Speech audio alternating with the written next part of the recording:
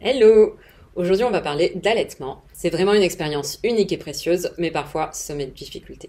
Beaucoup de mamans que je vois en consultation me racontent qu'elles peuvent faire parfois face à des obstacles, souvent liés à des erreurs qu'on peut en fait facilement éviter. Et donc oui, petit rappel habituel, je suis donc médecin, je suis des femmes enceintes et des nourrissons en consultation depuis environ 10 ans et je suis maman de 3 enfants que j'ai allaités. N'hésitez pas à vous abonner, allez faire un petit tour sur ma chaîne, je suis sûre que vous trouverez des réponses à pas mal de vos questions. Et n'hésitez pas non plus à me suivre sur Instagram pour des contenus plus petits formats, plus rapides et plus ancrés dans mon quotidien de maman. Et donc c'est parti, je vais vous partager les 5 erreurs les plus courantes en allaitement et comment les contourner.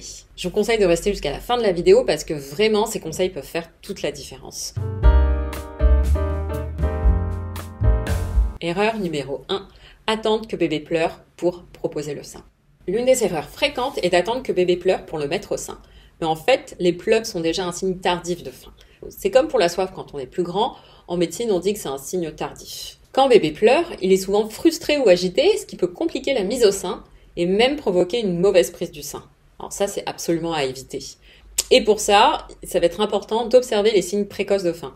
Les petits mouvements de bouche, une petite tête qui tourne, en fait, parce qu'elle est à la recherche du sein, ou des gestes comme sucer son poing.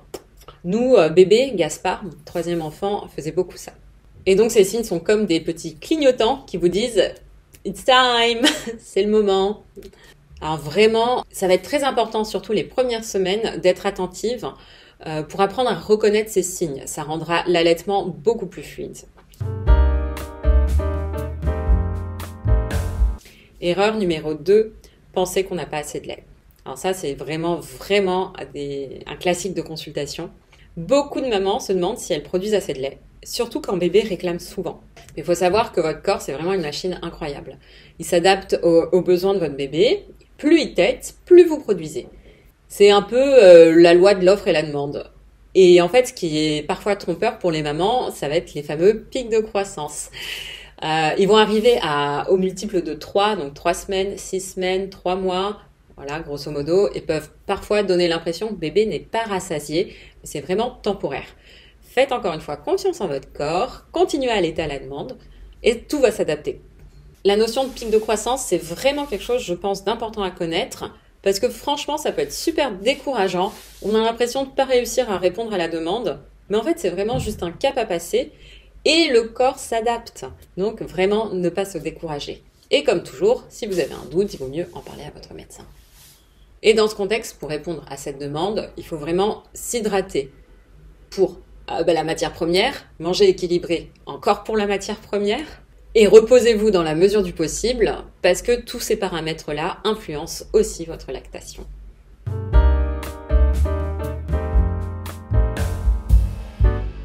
Erreur numéro 3.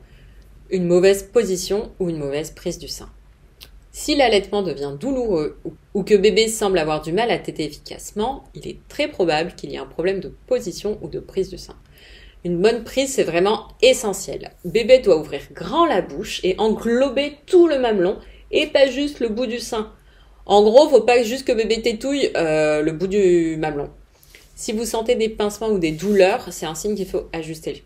Et ces différentes positions, comme la madone, la position allongée, la position ballon de rugby, on va aussi avoir la position bébé sur vos cuisses en verticale. Et n'hésitez pas de demander conseil à une consultante en lactation ou à une sage-femme, parce que parfois il suffit pas grand-chose d'un simple ajustement et ça peut tout changer. Erreur numéro 4, se comparer aux autres mamans.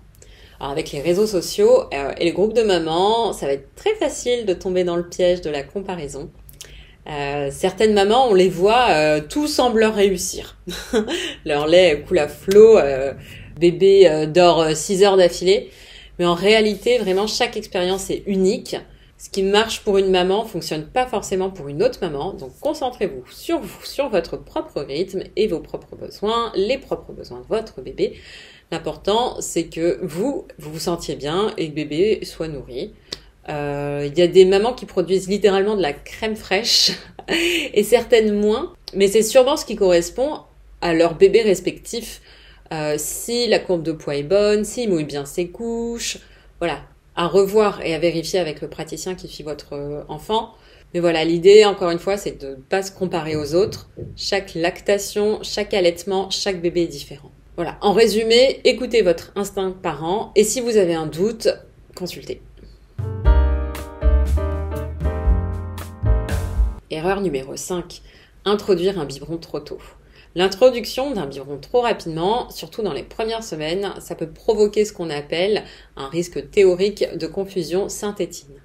Ça, c'est assez connu. En fait, ce qui se passe, c'est que bébé peut préférer le débit rapide d'un biberon et avoir plus de mal à téter efficacement au sein, parce qu'en gros, le biberon, c'est assez passif. Il s'allonge et ça coule limite tout seul. Alors que le sein, il est complètement actif et ça lui demande un effort. Si possible, attendez que votre allaitement soit bien établi, généralement vers 4 semaines environ. Après, vous me connaissez, j'aime pas être dans un extrême, j'aime pas être dogmatique. Donc, si vous le souhaitez l'introduire plus tôt, mais en connaissance de cause, vraiment, chacun fait comme il veut, pas de souci non plus. Et c'est d'ailleurs le choix qu'on avait fait. Mais c'est vrai que le risque de confusion sein-tétine, c'est une théorie intéressante à connaître pour une mise en route de l'allaitement optimal. Et si celui-ci vous tient à cœur. En conclusion, c'était les 5 erreurs les plus courantes en allaitement. Si vous les connaissez et vous les évitez, vous vous faciliterez grandement la tâche. Et surtout, rappelez-vous que l'allaitement est un apprentissage mutuel entre vous et votre bébé. C'est jamais parfait du premier coup et c'est bien normal. Si cette vidéo vous a aidé, pensez à la liker, à vous abonner pour plus de conseils et à partager cette vidéo avec d'autres mamans. Et dites-moi en commentaire si vous avez connu l'une de ces situations ou si vous avez des questions. Prenez soin de vous et je vous dis à très bientôt pour une nouvelle vidéo. Bye!